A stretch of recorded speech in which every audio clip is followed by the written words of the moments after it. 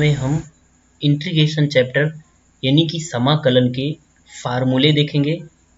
फार्मूलों को हम रिवाइज करेंगे, अगर आपको याद हैं तो, नहीं याद है तो फार्मूले आप याद करेंगे मेरे साथ, मैं याद करवा दूंगा। तो देखिए, कुल अगर देखा जाए तो जो क्लास 12th की मैथ है और उसमें जो चैप्टर इंटीग्रेशन यानी समाकलन का चैप्टर है, उसमें 7.1 से लेके 7.11 तक कुल 11 एक्सरसाइज हैं।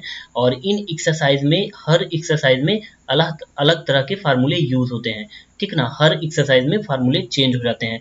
तो आज की इस वीडियो में हम क्या करेंगे कि 7.1 से लेके जो 7.6 तक फार्मूले यूज होने वाले हैं, उन फार्मूलों को हम देखेंगे।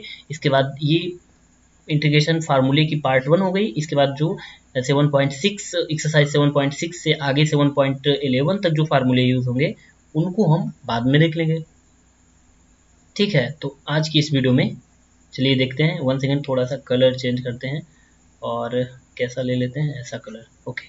तो अब देखते हैं हम फार्मूले। तो सबसे पहले बेसिक फार्मूले हैं। देखिए 7.1 एक्सरसाइज मतलब कि सबसे शुरुआती एक्सरसाइज है, तो इसमें जो फार्मूले यूज होंगे वो बहुत ही बेसिक फार्मूले होंगे।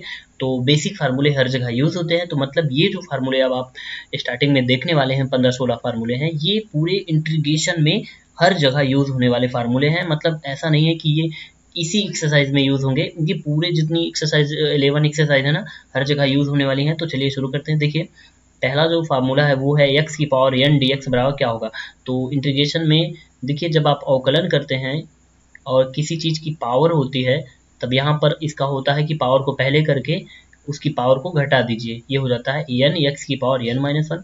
और यहाँ पर जब आप इसका इंटीग्रेशन करेंगे तो इसमें पावर में 1 जुड़ जाएगा और नीचे पावर धन 1 से भाग हो जाएगा।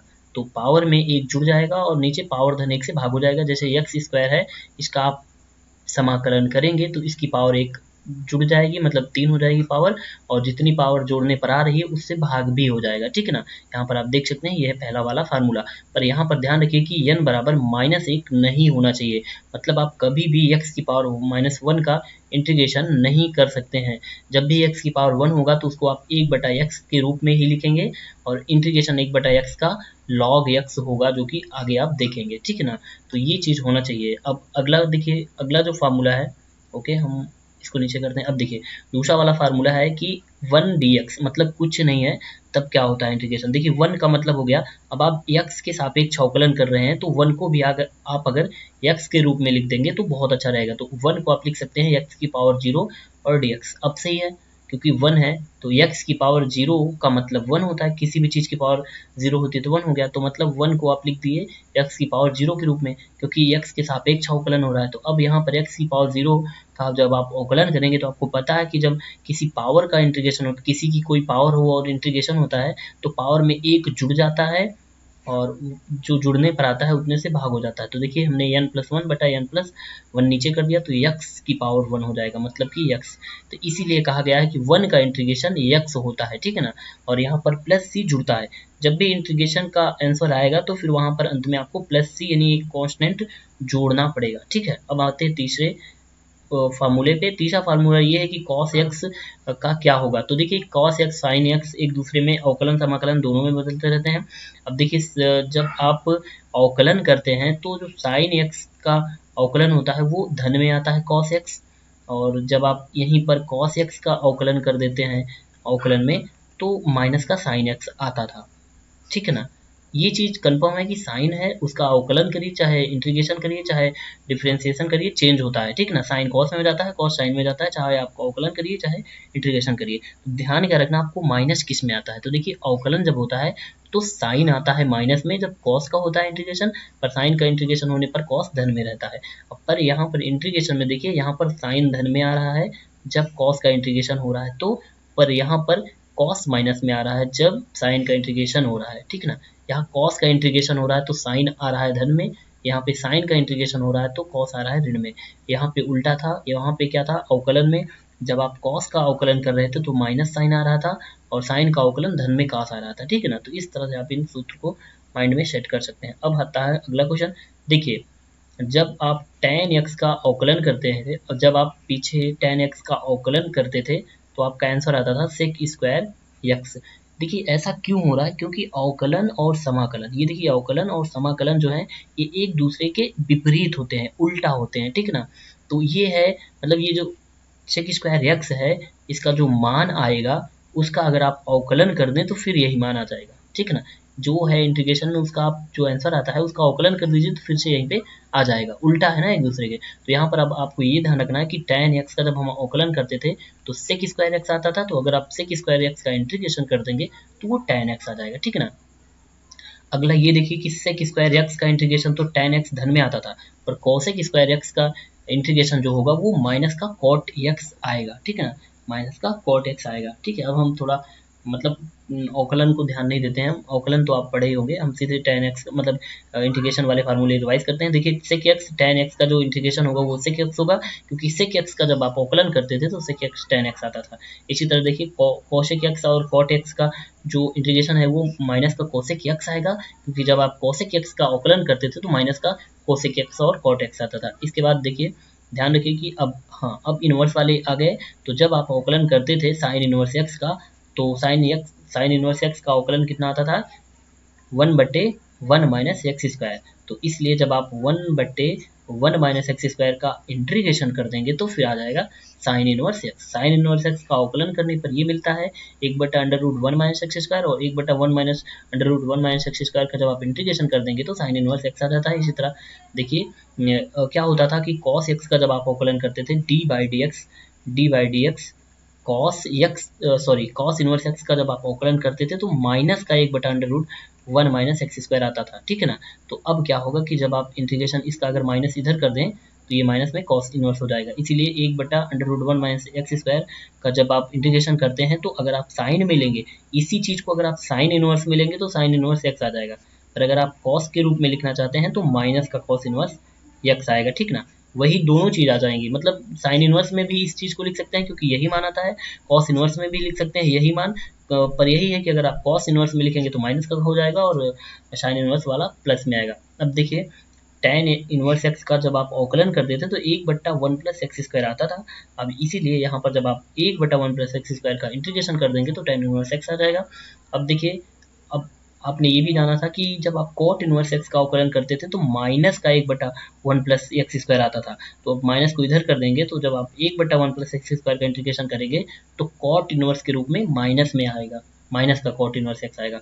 अब देखिए सेक इनवर्स एक्स का जब आप अवकलन करते थे तो 1/x into √1 x square minus 1 आता था, 1/x into √x square minus 1 आता था जब आप सेक इनवर्स एक्स का अवकलन करते थे। अब क्या होगा, इसी तरह जब आप 1/x √x स्क्वायर माइनस 1 का इंटीग्रेशन कर देंगे, उल्टा उसके कर देंगे तो सेक इनवर्स एक्स इसका आंसर आ जाएगा, ठीक है। अब देखिए इसी तरह कोशेक इनवर्स एक्स का जब आप अवकलन करते थे तो माइनस का 1/x √x स्क्वायर माइनस 1 आता था, अब इसलिए अगर आप 1/x into √x square minus 1 का इंटीग्रेशन कर देंगे तो माइनस का कोसेक इनवर्स एक्स आ जाएगा, ठीक है ना। अब देखिए ये तो बहुत ईजी है, जब भी आप e की पावर x का अवकलन करिए तो e की पावर x आएगा और समाकलन करें तो e की पावर x आएगा, मतलब e की पावर x का चाहे अवकलन करिए चाहे समाकलन करिए आंसर e की पावर x ही आएगा। हाँ यहाँ पर देखिए कि जब भी आप log x का अवकलन करते थे तो आता था 1/x, इसलिए अब आप 1/x का जब इंटीग्रेशन करेंगे तो आएगा log x। हाँ यहाँ पर मॉड रहता है क्योंकि कोई भी चीज़ यहाँ पर प्लस में ही की जाएगी रहेगी, ठीक है ना। अब देखिए यहाँ पर ये चीज़ है कि इंटीग्रेशन a की पावर x का जो इंटीग्रेशन होगा वो a की पावर x बटा log a होगा, जो कि आप पहले भी मतलब समाकलन अवकलन में देखिए हैं, ठीक है ना। तो ये हो गया लास्ट वाला फार्मूला, इंटीग्रेशन a की पावर x बराबर a की पावर x बटा log a। अब देखिए ये एक और है फार्मूला, जब इंटीग्रेशन करना है और दो फलन है कोष्टक में और उनका इंटीग्रेशन करना है तो क्या करना है, अलग अलग आपको इंटीग्रेशन करना होगा, पहले फलन के साथ फिर दूसरे फलन के साथ।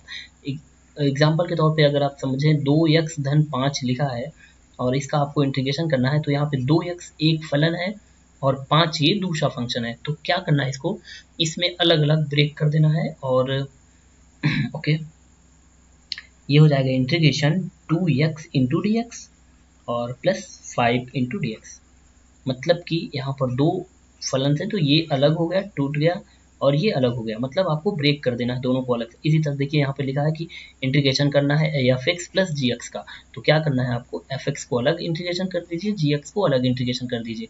ये चीज़ तब होगा जब बीच में प्लस और माइनस रहेगा, ठीक है ना, क्योंकि वो अलग रहेंगे फिर। अब हाँ, यहाँ पे एक चीज़ और जान लीजिए कि कोई फलन है उसके पहले कोई अचर पद है, गिनती है, ठीक है ना, ABCD का कोई अचर पद है, तो उसको आप बाहर कर लीजिए और फिर आप वो जो एफ एक्स है उसका इंटीग्रेशन कर दीजिए। एग्जाम्पल के तौर पे मैं आपको बता देता हूँ, जैसे 2x लिखा है, इसका आपको इंटीग्रेशन करना है तो आप 2 को बाहर कर लेंगे, उसके बाद इसको लिखेंगे x dx और फिर आप x का इंटीग्रेशन करेंगे, ठीक है ना, इस तरह से। तो अब ये हो गया एक्सरसाइज नंबर 1 के जितने फार्मूले थे वो हमने कवर कर लिए। अब ये जो एक्सरसाइज है, जो NCERT बुक है या जो भी क्लास 12th की मैथ की बुक है, उसमें इंटीग्रेशन के जो चैप्टर हैं, इंटीग्रेशन चैप्टर के जो एक्सरसाइज हैं उनमें 11 एक्सरसाइज है, मैंने आपको बताया। तो एक एक्सरसाइज में जो यूज़ होने वाले फार्मूले हैं बेसिकली वो हमने देख लिए। अब जो दूसरी एक्सरसाइज है उसमें कौन से फार्मूले यूज़ होंगे, इसमें होगा प्रतिस्थापन, मतलब हम क्या करेंगे, x के मतलब कुछ फंक्शन में हम मानेंगे t के बराबर और फिर हम इसको हल करेंगे, ठीक है ना। जैसे कि अब मैं आपको बता देता हूँ, वैसे तो आप इसको जानते होंगे, जैसे लिखा है कि आपको इंटीग्रेशन करना है sin 4x का, तो अब यहाँ पर आपको पता है कि इंटीग्रेशन sin थीटा या थीटा बराबर होता है माइनस का कॉस थीटा। पर अब यहाँ पर थीटा ना होकर के 4x लिखा है, अगर ये x लिखा रहता तब तो ठीक है, तो हम क्या करेंगे 4x को t मान लेंगे और यहाँ से फिर dx का मान भी हम dt के रूप में लिखेंगे, ठीक है ना। यहाँ पर 4x को t मान लेंगे तो फिर हम dx का मान भी dt के रूप में लिखेंगे, तो dx बराबर देखिए वहाँ पर अवकलन कर देंगे तो आ जाएगा dt/4 और इस तरह से हम चेंज करेंगे। मतलब यही कि fx कोई है, इसका अवकलन करना है आपको, इंटीग्रेशन करना है, पर fx में कुछ ऐसे चीज़ें हैं जिनको आपको प्रतिस्थापन करके मतलब कम करना होगा, तो वहाँ पर आप क्या कर सकते हैं, उसका t के रूप में मान सकते हैं, मतलब कि जहाँ पर x है वहाँ पर x या जो भी है उसको t के रूप में प्रतिस्थापित कर सकते हैं और dx को भी आप dt के रूप में लिखेंगे, ये चीज़ ध्यान रखिएगा, dx को भी dt के रूप में आपको चेंज करना पड़ेगा।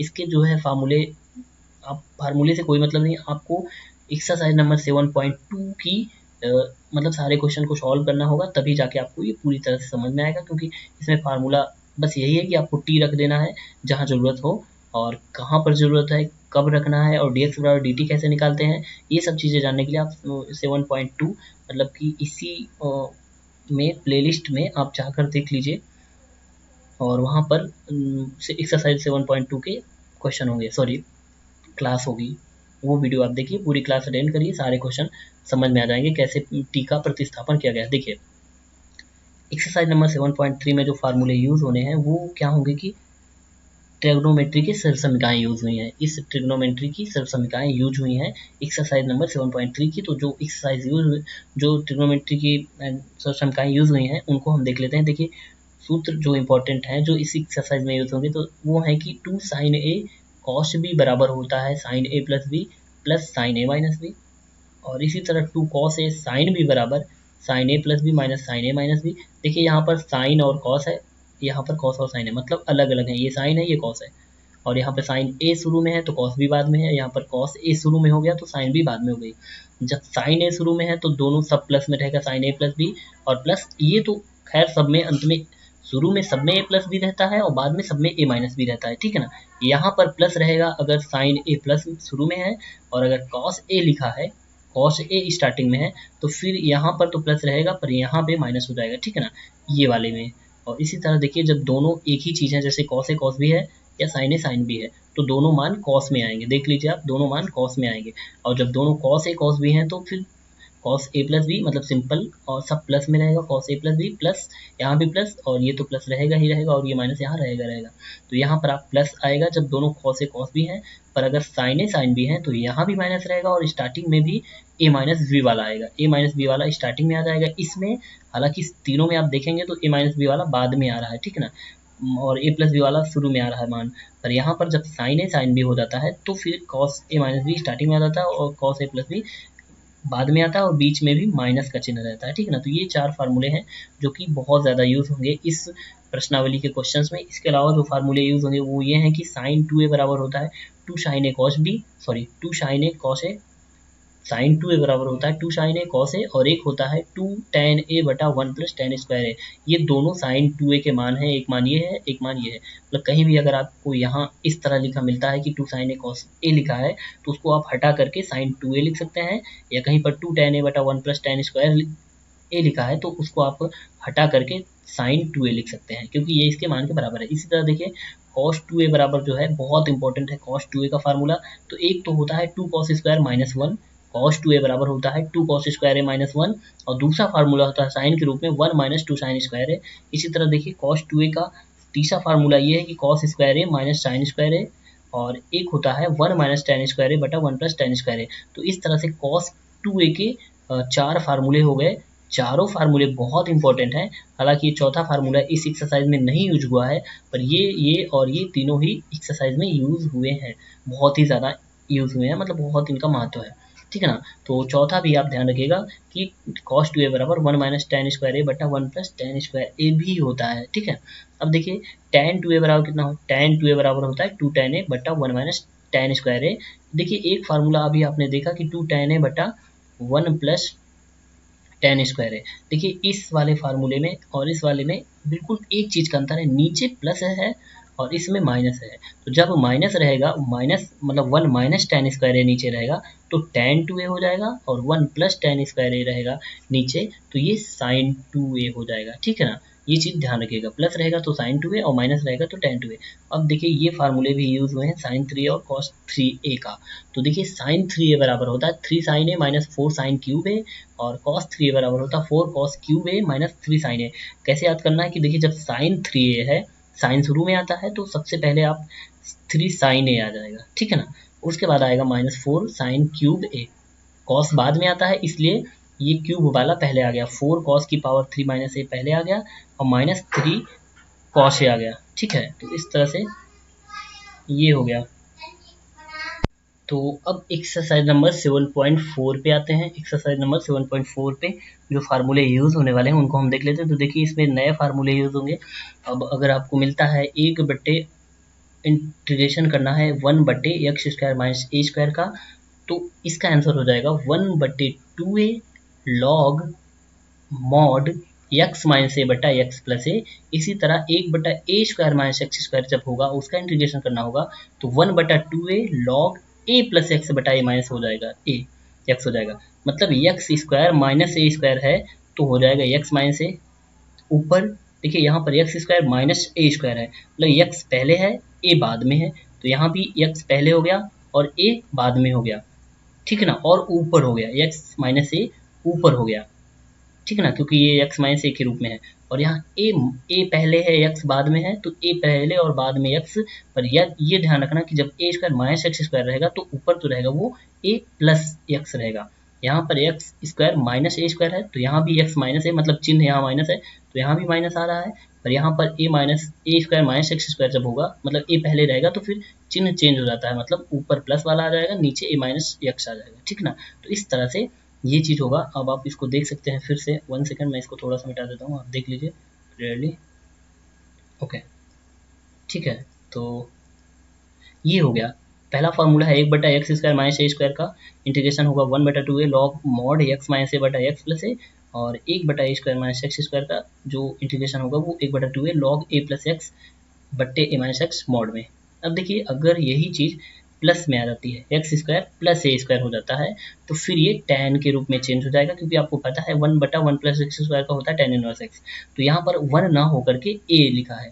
देखिए 1 बटा 1 प्लस एक्स स्क्वायर का इंटीग्रेशन होता है ना tan इनवर्स एक्स, पर यहाँ पर 1 ना लिख करके a स्क्वायर लिखा है, तो फिर उसका फार्मूला हो जाएगा 1 बटा ए tan इनवर्स एक्स बटा ए प्लस सी। तो 1 बटा एक्स स्क्वायर प्लस ए स्क्वायर का इंटीग्रेशन जो होगा, मतलब यहाँ पर अगर प्लस रहेगा ए और ए स्क्वायर और एक्स स्क्वायर के बीच में तो ये tan के रूप में जाएगा। अगर यहाँ पर माइनस रहेगा, एक बार x पहले रहेगा एक बार ए पहले रहेगा, ठीक है ना, तो वो दोनों लॉग में जाएंगे। अभी आपने देख लिया, क्योंकि देखिए यहाँ पर इन दोनों में माइनस चिन्ह लगा है इसलिए दोनों लॉग में आ गए हैं। हाँ अंडर रूट नहीं है, ध्यान रखिएगा इन दोनों में अंडर रूट नहीं है, अंडर रूट नहीं है तो ये वाला रूप आ रहा है, ठीक ना। आगे आपको अंडर रूट में भी मिलेगा नीचे, ठीक है ना। और नीचे फिर उसके बाद देखिए ये 1/x² प्लस ए स्क्वायर का रूप है, तो मतलब प्लस आ गया जब बीच में, तो फिर ये tan इनवर्स के रूप में चेंज हो गया। और tan इनवर्स में क्या है, सबसे पहले 1/a है, फिर tan इनवर्स और फिर x/a भी है, ठीक है ना, दोनों के बटे में है। अब देखिए अब यहाँ पर स्क्वायर वाला मिल गया।